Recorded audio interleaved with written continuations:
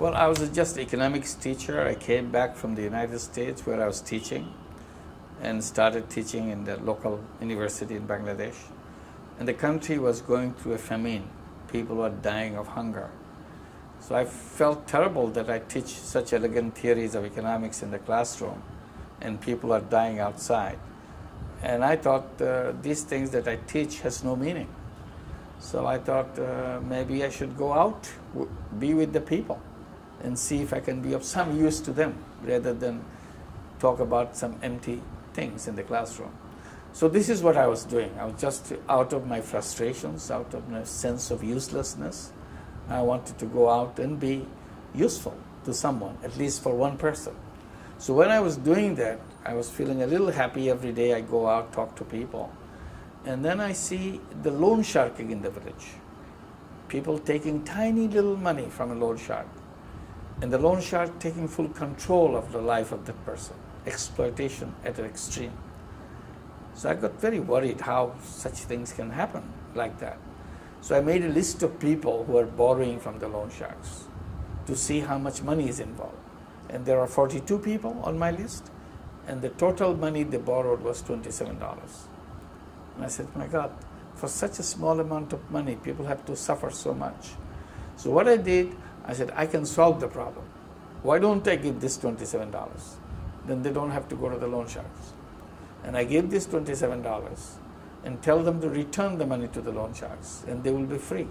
So this is what I did. I was not thinking in terms of any business, entrepreneur. I was just trying to solve a problem. Problem I thought I can solve.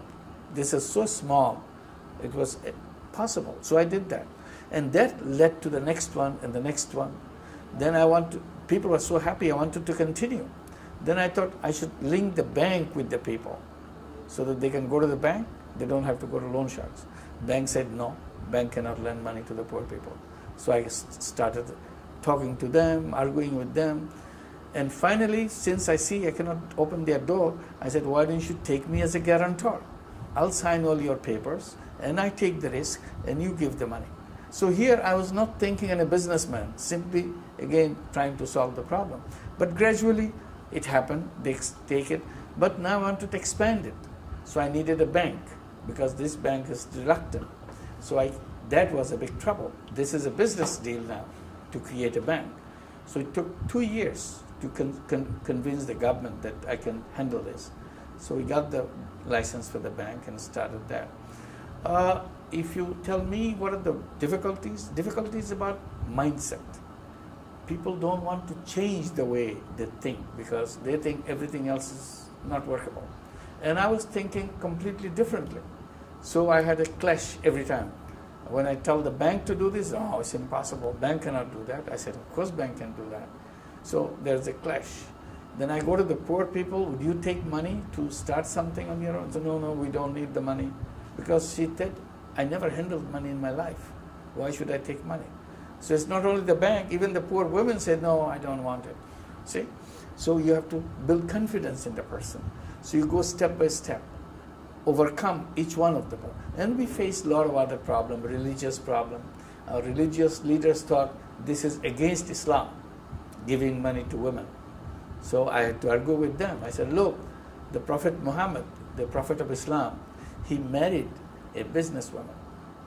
So why are you against women being in business? If you want to be a good Muslim, you should marry a businesswoman.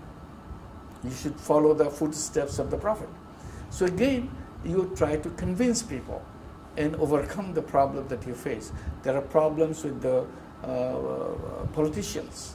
Politicians thought this is another kind of thing which will destroy their ideas because the extreme right thought this is a communist movement. We are organizing the poor people.